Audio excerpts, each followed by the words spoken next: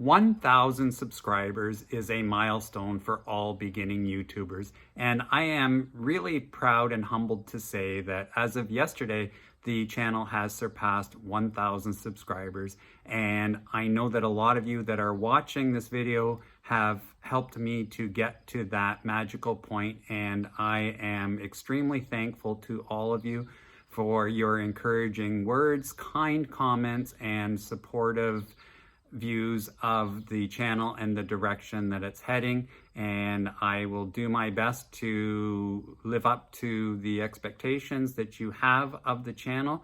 And with that thought, I have been working on the 2D video that some of you have been asking about, and this is going to be the video that you are going to see today, so I hope you enjoy it. And as always, if you find the video enjoyable or helpful, a like, share, subscribe is always very much appreciated.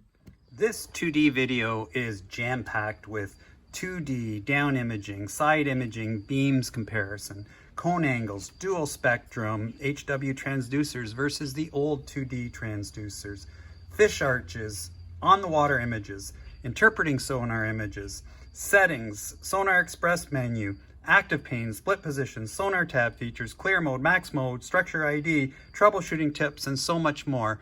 I am really proud of this video. I worked hard to do this 2D video as an appreciation video for all the support from all of you out there on the YouTube channel, and I truly hope that you enjoy it. There are no magical settings that will work for all your sonar settings, different lakes, different conditions. So think of your settings like an adjustable wrench. It's an amazing tool, but it has to be changed for every different job. So for example, if I go to Lake Big Bolt here, it works great because it's all set up for it. However, if I go to Lake Small Bolt over here, it's not going to work and it's not going to turn. So I have to take my adjustments, and your 2D sonar adjustments for the main part will be your sensitivity and contrast. So this would be like adjusting the sensitivity and the contrast. And now I simply make a few adjustments, and it didn't take very long, and now I am perfectly set for doing the job. In the case of your 2D sonar, you will be perfectly set up for getting the highest quality images by making the necessary adjustments. There are a lot of similarities between using a baitcaster like my Revo MGX and sonar units. And a lot of the connection to the two has to do with settings. If you have ever used a baitcaster or intend to use a baitcaster, you will be well advised to learn how to use the brake system. The brake system is located right here, and I have to either tighten it or loosen it to take advantage of the conditions of the day. So if it's windy, or I use a heavier or lighter lure, I constantly have to change my settings. And I can't just leave it on one setting, or I am not going to be very happy with my bait caster because it is not going to perform the way it should. And the sonar are just the same. In the case of the 2D video we are focusing on here today, think of this brake like adjusting your sensitivity and contrast. You have to change it for every different lake. It's just the way it is. You can't just set it and forget it. Here's a different view of the brake so you can see it a little more clearly, and you can clearly see by the serrations in here that it's meant to be adjusted. And there are a number of people out there who get frustrated with bait casters because they never adjust the brakes, and then they get frustrated with the performance of the unit. And that can happen with sonar as well. If you don't adjust it, you're not going to get the highest quality images. Just like fine-tuning your reel, you are going to get the best results, and the best results in your sonar case is getting high quality images. There's an old saying that 90% of the fish are located in 10% of the water, and that 10% of the anglers catch 90% of the fish. I believe that that saying is not as true today as it was in previous years, because the improvements in technology have given anglers the ability to find and locate those fish. So I think it's more realistically in the range of, 25% of the anglers are catching 75% of the fish because they are so knowledgeable on how to use their electronics. I still believe that 90% of the fish are located in 10% of the water, but I definitely think anglers are being more successful today because of the electronics. Properly installing transducers and leveling them is an important consideration to getting the best possible sonar images, but that will be the subject of another YouTube video. The side imaging beam in blue and down imaging beam in green are narrow compared to the 2D cone angles shown in orange and red. The 2D cone angles in red and orange cover a greater spectrum than the green and blue side imaging and down imaging beams. A 60-degree cone 30 feet down would cover 30 feet of the bottom, whereas a 20-degree cone 30 feet down would cover 10 feet. Dual spectrum CHIRP uses 25 and 42-degree cone angles and different frequencies. My hose nozzle has a cone setting, and that is what 2D sonar does. It distributes the pulses in a cone angle. So now I'm going to take this hose, and obviously I'm going to turn it on, and I'm going to see what the cone angle looks like. So that is a great comparison to what the sonar pulses are going down towards the bottom, and they bounce off the bottom and come back to the transducer, and that is how your unit is going to read the signals.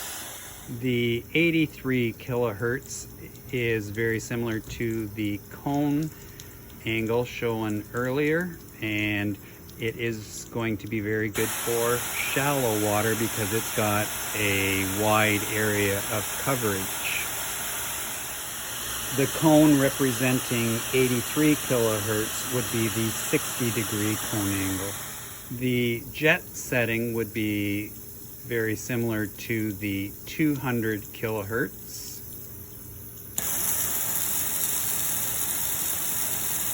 And you can see that it is a strong pulsing that would work well in deep water. The 200 kilohertz would be the 20-degree cone angle. And if I want the best of both worlds in my 2D 83 and 200 kilohertz, for example, I'm going to put it on full, and I get some spray to the outside of the cone angle, and yet I get the more defined images using the maximum detail 200 kilohertz. Although I don't have a setting that really kind of matches the 42-degree cone angle of the wide mode and dual spectrum, we're going to use the flat and just imagine. So if I turn it on, and I can see that it would be roughly smaller than the 60-degree cone angle, and instead of being flat, just imagine that being in a cone, and that would be representative of the 42-degree cone angle. The shower setting is comparable to the 25-degree cone angle used by the narrow mode in dual spectrum CHIRP.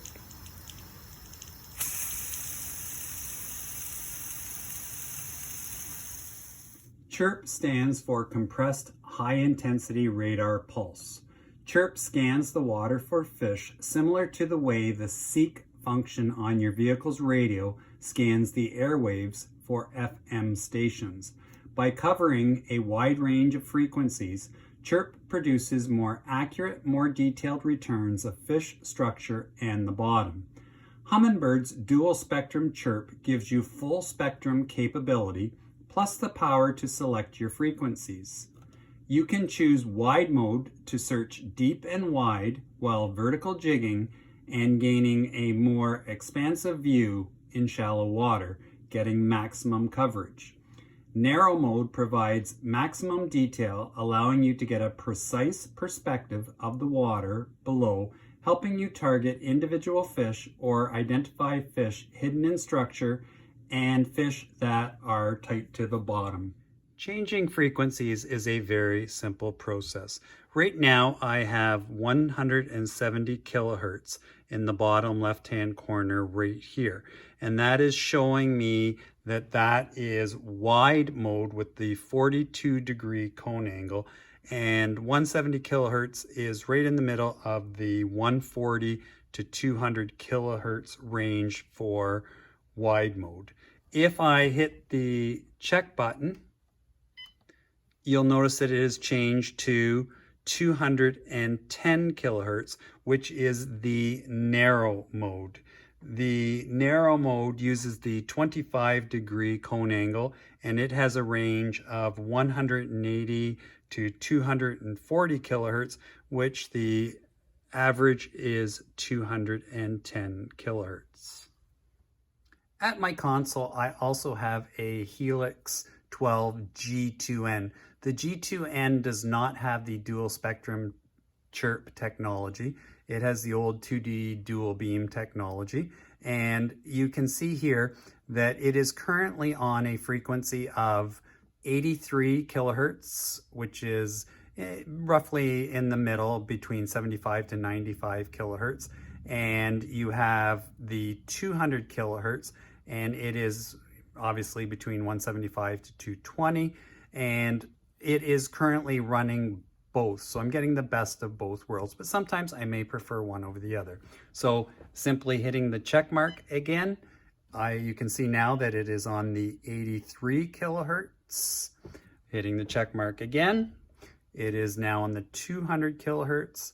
Hitting the check mark one more time, it is now into the combination best of both worlds scenario. So it's very easy to switch between frequencies, and depending on whether you have a G2N or a G3N, your numbers will be different. The best analogy I've heard for explaining the difference between dual spectrum CHIRP and the old 2D sonar is that if you think of the transducer being like a bell, and if this is the transducer, and as it sends out its signal, the transducer is reverberating a little bit, and while it's reverberating, it's hard to get that signal back.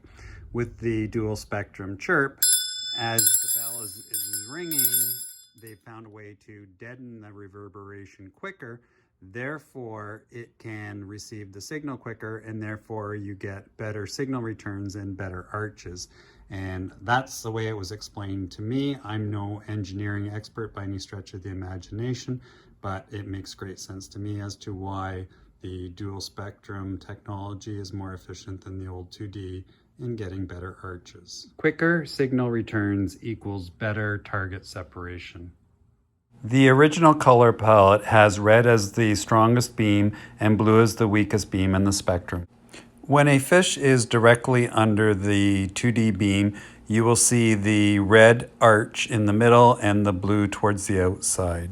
Color palette 5, as indicated by the color bar on the right, shows red as the strongest signal and blue as the weakest signal. The fish circled in black clearly shows the arch spectrum pattern. Fish that are not in the center of the 2D cone will not have the strong red signal in the middle. Here's a very cool shot of a lot of fish underneath the boat, that's for sure. And here they are stacked up on the sonar. Pretty impressive. I suspect they're carp though. We're on a body of water that's known for overabundance of carp. So anyways, but it's still cool to see. Here are the fish zoomed in on the Mega 360, and I'll show you the comparison on the 2D sonar. All right, so here they are on the Mega 360. And coming down, we're gonna see them on the sonar, and coming back up, see them on the 360, and you can see all kinds of white marks in there, and there's certainly one heck of a lot of fish down there, but pretty cool. In comparison, Mega 360, there's the fish, and there they are on the 2D sonar. And here they are on down imaging on the right and 2D on the left. This image shows some fish near a rock in 2D and down imaging. This is definitely a large fish sitting underneath the smaller ones. These are some smallmouth bass sitting underneath the boat. There is a large rock in the center of the 2D and down imaging with fish surrounding it. The larger ones in the middle are sheephead, the outer ones are smallies. These are walleyes stacked in Lake Erie on an older Humminbird 899. The next two pictures show lasagna layered images of Lake Simcoe perch. The next two snapshots show the yellow perch scattered more than the tightly schooled ones. Here's the group of fish in 2D at the top and down imaging at the bottom. The pike feeding on this school of crappie are tightly grouped together and it's shown as a thick red image. Down imaging clearly confirms that there is a tree in this 2D image. Let's take a look at a different color palette using yellow as the strongest return. This hard bottom hump has some nice boulders on it. Here's a hump with rock and weeds and some fish on top and around it. Hard bottom areas have a lot of bait around, therefore attract game fish. Here's a school of fish suspended above some rocks. Seeing large fish like these ones will fire you up in a hurry. Seeing lots of fish like this on the 2D sonar will definitely get you cranked up. Knowing the fish are there will definitely help you fish an area more confidently. Fish are often located on breaks or drop-offs. You can clearly see a fish on this break as well as a few on top. Fishing breaks is an effective pattern, and sometimes fish will suspend off of those breaks or drop-offs. This 2D image displays a weed bed on a flat. The area circled in black is absolutely what you want to see when approaching a weed bed. Rock-weed transitions can be incredible places to fish. Here are some fish suspended in the tops of this weed bed. Weeds and fish definitely go together, there's no doubt about that. Fish will locate around a variety of different structures. Fish will often cruise around flats, and the wider variety of bottom transitions will enhance the number of fish that you will catch in those areas on different flats. So definitely do not ignore the flats, as they can often hold a large percentage of the population of fish. Try to look for something different on the flat, as that is usually going to concentrate the fish. Ice fishing is an amazing way to learn how to use your electronics effectively. Using your 2D sonar ice fishing or in open water is often like playing a video game. Use your 2D sonar to find the bait, and that will usually put you on the fish. Bait varies in size and thickness. Bait balls, especially in the Great Lakes, often suspend high in the water column. This snapshot shows a massive group of herring that moved in while we were perch fishing. Larger predator fish like lake trout and pike will often take advantage of these herring. The school of herring often morphs into many different cool shapes. As I have shown you in some of my previous videos on settings, we are going to use simulation mode to help us learn to get comfortable with the different settings on the unit. But one of the things we always want to do first is we want to hit menu, and we're going to go into setup, and we're going to go down to custom, and the factory defaults are set at angler, and when you change it to custom, as I've already got changed here, you will have more options to make your unit more efficient and take advantage of all that the Humminbird Helixes can do.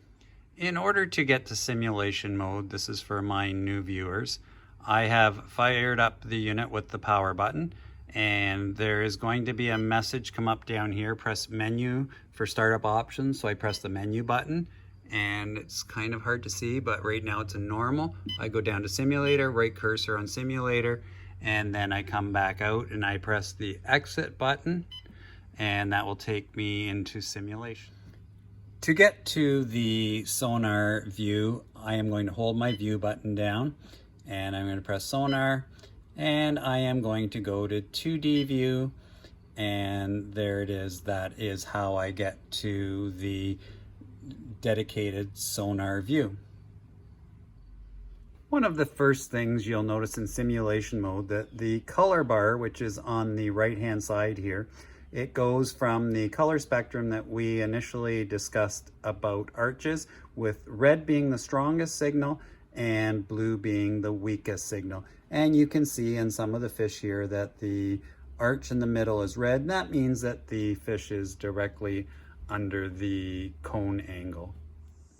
The strong red signal is shown here very close to the surface, which is indicating a hard bottom. Not all fish are going to be directly under the cone angle, so you are going to get some fish that may look green. You're going to get some that may look like, you know, kind of half an arch. And a lot of it's just on the position that they are underneath the cone angle. So don't expect perfect arches all the time. And when you are looking at fish, if you do see, you know, a fish that has a nice red inside versus a bigger red inside, that's going to help you indicate the size of the fish. If you have two arches that are similar in color patterns and nice distinct arches but are different lengths, then that is going to be a size indicator to help you determine the size of the fish. The simulation mode is showing a bunch of fish here, arches, and you can see some suspended bait up here and here and here. We have a nice hump here. We have some hard bottom area here, and lots of suspended fish in this area here, some bait up here, bait up here, bait up here. Sometimes you'll see red in the middle of the bait, and it's just because the bait ball is so tightly bound together that it is determining it as a hard signal, therefore giving the red image. For quick setting adjustments, you're going to hit the menu button once, and you are going to have the Sonar Express menu come up, and it is going to show you sensitivity, contrast, upper range, lower range, chart speed, sonar colors, and iPilot controls, which we've talked about before and we're not going to discuss in this video. So those are your Sonar Express menu options. The two most important adjustments that need to be made in your 2D settings are the sensitivity and the contrast. Playing with the unit in simulation mode is one of the best ways to learn your unit. So let's play with it and see what we get. So let's go with the sensitivity, and we are going to up it. And you can see that by increasing the sensitivity, it gives you a very different picture. And when I have a sensitivity adjusted all the way up, yes, I can still see arches and I can still see bait, but it's very hard to decipher, you know, what's what and compare sizes. So we're going to back off, and the original setting was at 13, and now we're back down to 11. And you can see that the picture is clearing up, and yet you're still seeing fish, and it's going down. And so I would lose some of the fish, especially the smaller fish. And right now when I go down to 1, it looks like there's not very much there. So it's definitely too low. So let's just play with it and try to get to a point where we feel it's best. Now I'm starting to see some of the color of the red, the strong signal inside some of the fish. So that's pretty good. I'd be content with that, and I'm just going to play with it. And I don't mind a little interference if it's showing me more. So when I mean interference, you know, you see some stuff here, and it could be just some debris in the water. And I don't always let that bother me because I can still see everything that's going on. And that's where it was at 13. 14, it's getting a little thick and a little congested over here. So I'm gonna back that off a bit, and that's pretty good. And I might say that, you know what, 12, I want a clearer picture. I don't want to see a lot of debris. I want it to look crisp and sharp. Even there at 11, I'd be happy with that. But it's a personal preference. So you have to decide what sensitivity works best for you, what you're happy seeing. And once you have that picked for that body of water, then go with it unless you need to change it later. Generally speaking, the clearer the water, the higher sensitivity. The dirtier, murkier the water, the lower the sensitivity. That is the rule of thumb for setting sensitivity. Next on the Sonar Express menu is contrast. Once again, here we go. I am increasing, and it's a 40-point scale. And as I increase the contrast, you are seeing that it is becoming a more faded image, and you're losing detail. And automatically, I am not happy with that because I don't like losing detail. It's as simple as that. So let's head back to where we were, and we're going to try and figure out, we started at 20, and there's back to where we were. And now as I decrease my contrast, it's getting a hazy image again, and I am losing perspective and clarity, so that to me is too low. So I'm going to jump my contrast back up. And generally speaking, the factory settings are where you want to be. 18's good, I'd be happy with that. 19's good, 20's good, even 21, actually 21 looks quite good. 22, I certainly would be happy with that. There's nice clarity there. It improved that aspect of it. So let's say then I'm happy with 22. So I will leave it at 22. Upper range is the third item on the Sonar Express menu. And if you want to zoom in an area, so let's say you're on a lake where you very rarely have any suspended bait fish, and say the first 10 feet of water almost has no fish activity, then what I can do is I can take my right cursor and I can take that and I'm going to put it to 10 feet. So now what I've done is I've eliminated the top 10 feet of the water column up here. And so it is in effect given me a zoomed in image of this area here. And since there's very little activity on the surface, I don't need to worry about it. So I am getting a bigger, clearer picture of what is actually going on. And if I hit the exit button, you can see that I am getting some really strong fish arches, and they're showing me the color spectrum of the arches discussed earlier in the video very well. And for a body of water that does not have much surface activity in terms of bait or fish activity, then I would start eliminating some of the upper range to get a better picture of the bottom. The lower range, if I am on a body of water that has a great variety of fluctuations and the water is going from shallow to deep all the time, I will leave it on automatic, and it just makes life easier than changing the lower range all the time. But it looks like in the simulation mode, 43 is about the deepest that it's going to show. So I am going to now take the lower range and I am going to set it to 45 feet. And once I have it set to 45 feet, it is going to once again give me that zoomed in effect. So if I take this at 45 feet and let's say I leave the upper range at 0, because on this particular lake it does have some surface fish activity with bait and game fish, then it once again enhances the zoomed in feature of the Sonar reading. So your lower range is something that I definitely play with all the time. Those of you that have watched my ice fishing videos, you will know that I adjust the upper range and lower range on a steady basis to get the best possible zoomed in image.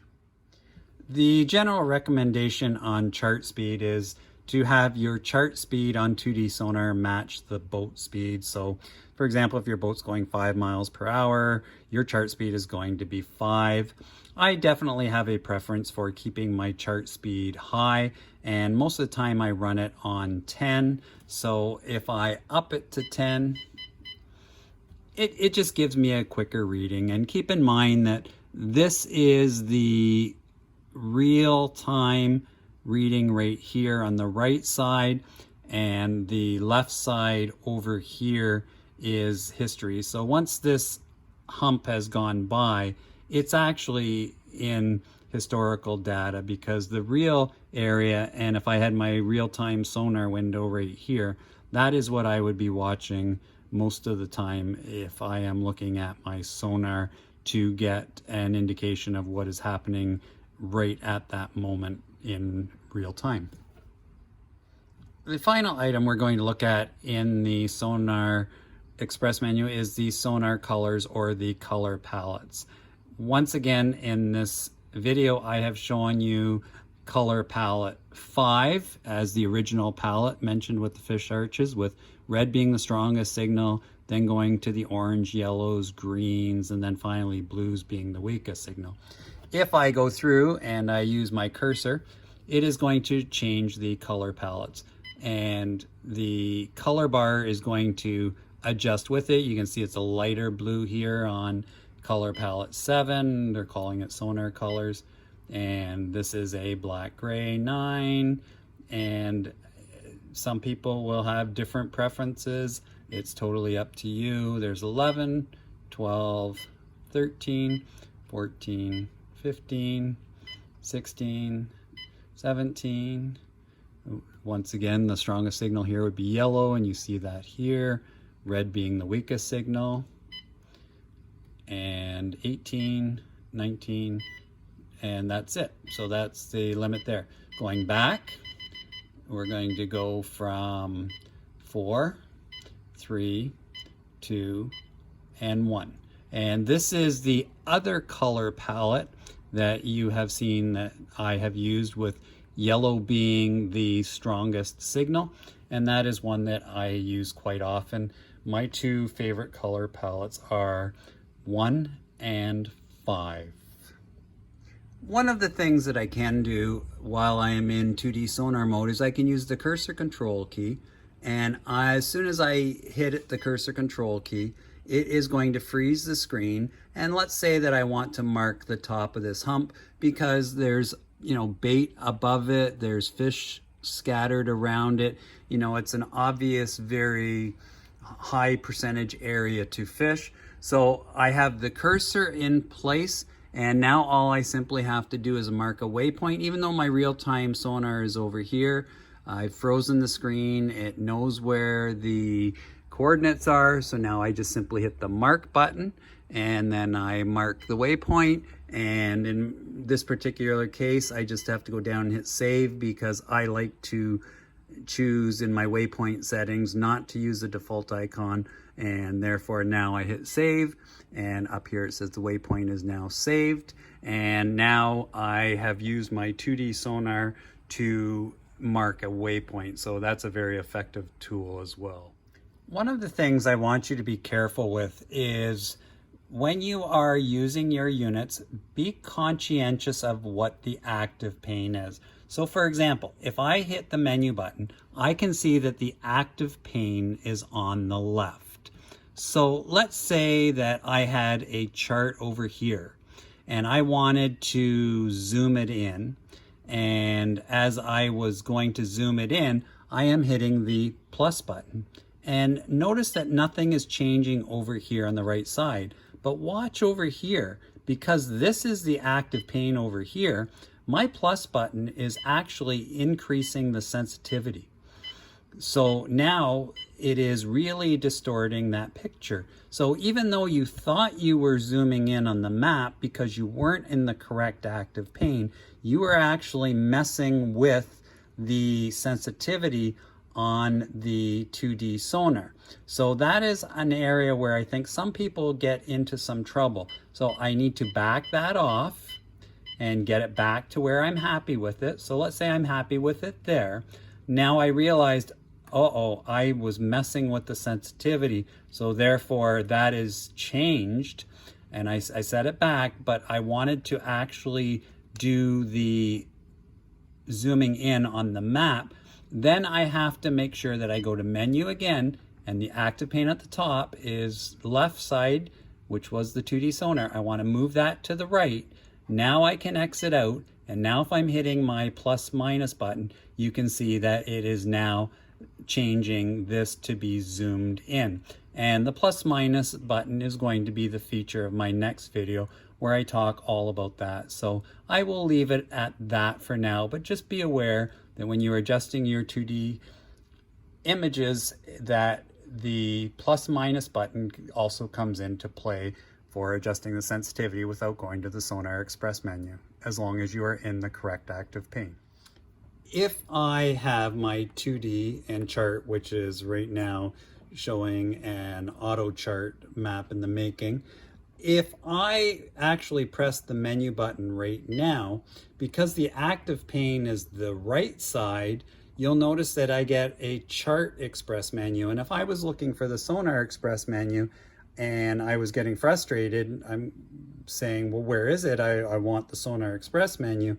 Well, once again, you have to realize you have to be in the correct active pane in order to get the express menu that you want. So right is giving me the chart express. So I need to exit out of this, or actually I don't need to exit out of that. I just need to hit the left cursor. And now you see that it is the active pane is the left, and there is my Sonar Express menu. So that is what I wanted. And it's just another area to be careful with, and understanding your units by understanding the difference between the active panes and the express menus that you desire. If I want to change the setting as I have stopped the boat and I want to concentrate on the sonar to see what the fish are doing, under the split position right here, I can take and use my right cursor arrow and expand the sonar. And once I get over to here, I'm looking at, well, it's 70-30, and I can make it even bigger. And that's as far as it can go. And now I look at it and I can exit out of that, and I can still see my map over here, which is an auto chart map in this case. And I have a nice big sonar view, and I'm really happy with that. If your unit has one of these preset favorite buttons, then you can select it as a shortcut. So press and hold, which I'm doing. It says shortcut saved. Now, if I started going into different views and changing views, and then I decided, hey, you know what? I want to go back to that view because I really liked it. It is now there and saved. So having the preset favorites is definitely a handy feature. Looking at the 2D sonar in simulation again, this will make it simpler as we go through some of the sonar options. This menu button once will bring up the Sonar Express menu, but if I want to go into all my sonar options, I have to press the menu button twice, and there are different tabs going across the top, example nav, and let's get out of that. There's sonar, alarms, etc. But we're going to concentrate on some of the key ones in the sonar section that will help give you a better understanding and dial in your units better. The surface clutter is something that will help you increase the sensitivity of what's showing at the top, but will also help you eliminate it if you want to get rid of that cluster of stuff at the top that may have no relevance to you. So let's play with it. If I go all the way up to 10, You can see now that there is definitely some surface clutter here, and there may be some advantages to seeing some fish, like possibly it's a fish there with the red that you didn't see before. So it's something that you have to play with. You can see some bait there. So there may be some advantages to increasing the surface clutter, but a lot of people will want to get rid of that. And you can see now that I've gone down to 4, it's basically eliminated most of that. So it's just an option that you can play with to help improve the quality of your image if you're getting a lot of surface clutter that you're not interested in seeing. One item that I often hear discussed is clear mode versus max mode. Clear mode is going to show you less clutter, and it's going to help you determine your fish size more accurately because you simply see a clearer picture. If you go to max mode, it is going to give you the maximum sonar information, and generally speaking, it is going to give you better jig tracking for vertical jigging and more fish arches. One way to think of clear mode is it is a filtered setting versus max mode, and I'm going to switch to max mode. It is an unfiltered setting, so you get the raw data from everything that is seen. So that is another way to think about the difference between clear mode and max mode. Max mode is generally recommended for fishing deeper water. You are not simply limited to clear mode or max mode because basically increasing the sensitivity is going to take you from clear mode to max mode. So you can do the in-between steps by adjusting your sensitivity between clear mode and max mode. Let's look at the two here. So right now we're in clear mode. Let's exit out of it and exit out of that. So we're going to give you a second or two to look at it. There is your clear mode and you get an idea. Let's go back to menu, and we're going into Sonar, and we're going to go into max mode, and we're going to exit so you can see it. And starting here now is your clear mode, and there is your max mode, and you have to decide what works for you and what is your purpose. Once again, if you are vertical jigging, you need to make sure that your sensitivity is increased enough so that you can see your jig working vertically, and that is definitely an advantage of max mode. So as I said earlier, you choose between the two that work best for you. There we go again. Let's switch back to clear mode, and we are going to exit out of that. And you can see now that your max mode is ended here, your clear mode is ended here. And just to show you further what I was mentioning earlier, if I start pressing the plus button, you can see now I am going back towards max mode, and if I go minus, I'm going back towards clear mode. So your sensitivity is going to help you adjust the in-between parts of clear mode and max mode. The next one we're going to look at is the fish ID, and I highly recommend you just leave it off. Learning to read the arches is going to give you far better detail and perspective as to the number and size of the fish. So just leave that fish ID off. On the contrary, the RTS window, I highly recommend that you turn it on.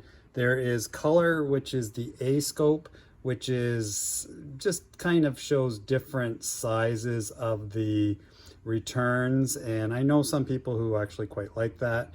For me though, I prefer to use the full spectrum, and once again, if you watch it for a little bit, we'll exit out so you can get a better perspective here. You can see that it is showing what is happening in real time. So it showed you marking the bait there, it showed marking a fish. This is what is happening in real time, and it's called the real-time sonar window, the RTS window. And I have my sights focused on that when I am ice fishing because it shows me what's actually happening at the moment in real time. So definitely focus on that. Remember, this is real time. Anything to the left of it is historical data. So that RTS window, turn it on. When you are out in the boat, especially vertical jigging, that RTS window is super key as well. It's not just for ice fishing. The structure ID will display the strongest return as specified by the palette selected in the Sonar colors menu. In this case, the strongest signal is the red, and that was color palette number 5, and therefore you are seeing it down here, and that is there. If you went to the option of the white line, you'll notice that the white line is now in there, but you can see that the white line is pretty confusing, so you are best to leave your structure ID on. My depth lines I like on. It shows me 0, 10, 20, 30, and it obviously changes with the simulation here, 0, 15, 30, 45, as it gives me a quick reference as to, okay, this bait is at 15 feet. So having the depth lines on is definitely an advantage. The noise filter helps reduce interference. I keep mine at 1. There is the option up to 4, and you can turn it off, but you want to have it on, and as I say, I keep mine at 1, and that seems to be the best for me. I am only fishing freshwater, so I don't need the salt or the salt shallow or salt deep water.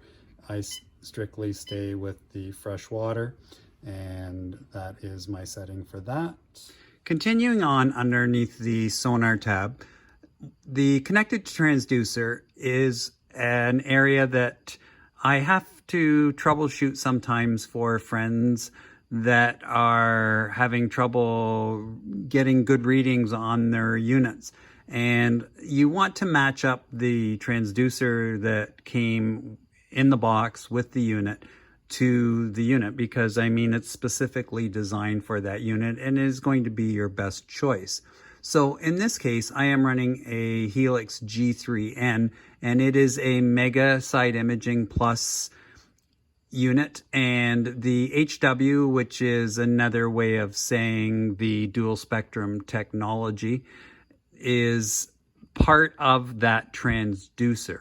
So everything is built in. So I have my 2D sonar, I have my down imaging, and I have my side imaging all built into the same transducer. Dual spectrum transducer is also known as an HW transducer. HW stands for high and wide. For example, I don't have the compact side imaging transducer on my boat, and if I was trying to run my side imaging, it's not going to perform because it's not running the correct transducer. So you've got to make sure you've got the proper transducer connected. I have made reference to the color bar several times. The color bar is located over here, and it shows the weakest returns here in blue, as I've mentioned before, to the strongest returns in red. And I really like it because it shows me what I'm looking for to find the hard bottom. So I know that if I see the red here and I see lots of red down here, I'm on areas of a harder bottom. If I wanted to turn it off, you notice that it disappeared. If I want to turn it back on, right now you're seeing the real-time sonar window because the color bar is off. So now when I add the color bar in, I have the real-time sonar window, plus I have the color bar. And if I get some good red going through there, I'm knowing I'm getting a nice strong return, and chances are that it's going to show me something that I want to see over here, whether it's bait or, you know, some nice fish with arches showing me red. So my color bar helps me know what color I'm looking for here. Example, red and red. That would work for me and get me excited about the possibilities of what I could catch.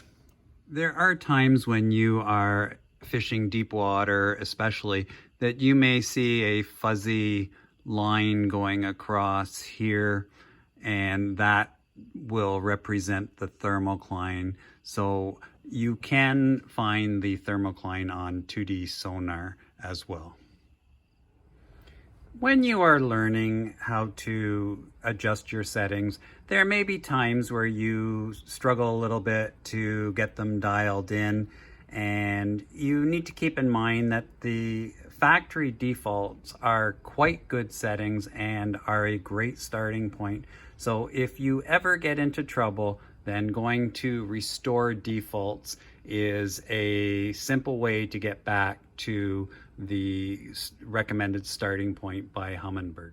In order to restore defaults, you simply press the menu button twice. You go to the Setup tab at the top, and you are just going to go down here to Restore Defaults, and you'll hit the right cursor, and that will bring you back to the starting point. When you hit the right cursor, it is going to say Restore Defaults, and I do not want to currently restore my defaults, but if you were trying to, then obviously you would just hit the right cursor button and say yes, and that would finish off the restoration of the default settings. Many of you that have subscribed to the channel are new anglers, and often new anglers start with entry-level units, which is typically a 2D sonar and mapping unit. And that's great. It's an awesome unit and a great way to get started. And I am sincerely hoping that this video will enable you to maximize the effectiveness of the unit so that you can use 2D to find fish and be more successful on the water. In summary then, let's look at the settings that I used in simulation mode here. The 2D sensitivity we found was pretty good at 11, 12, 13. However, if I'm on a clearer body of water out in the boat, I'm not afraid to jack the sensitivity up to get the best readings I can, especially if I am vertical jigging underneath the boat and I want to see my bait. 2D contrast, we looked at about 22. Remember, 20 is the middle of the scale.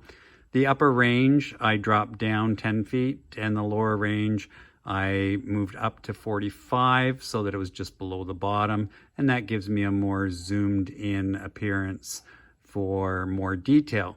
The chart speed that I usually run is about 10. The recommended chart speed is to match the boat speed. The sonar colors, my two favorite color palettes are 1 and 5, and that's a quick review of my settings. Please remember the two most important adjustments that you will make in 2D sonar are your sensitivity and contrast adjustments. Don't forget, when you are finished playing in simulation mode, when you go back out onto the water, you are going to want to use normal mode. So now that menu, startup options message comes up, hit menu, and then now you can see here, I'll zoom it in, normal, and you press the right cursor, and that will bring you back into normal operating mode. I want to take this opportunity to once again thank all my subscribers for helping me get to that 1,000 subscriber mark in just a little over 7 months. I am truly humbled and sincerely appreciate all the support that you have given me on this journey, and I look forward to continuing the channel and helping you along the way and making this a joint learning experience for both of us. Your questions and comments are most welcome, and I will respond to them as soon as I can. The next video will be on the zoom in and out keys, which are the plus/minus keys, and I will look forward to sharing that video with you soon. As always, if you find the video enjoyable or helpful, a like, share, subscribe is always very much appreciated.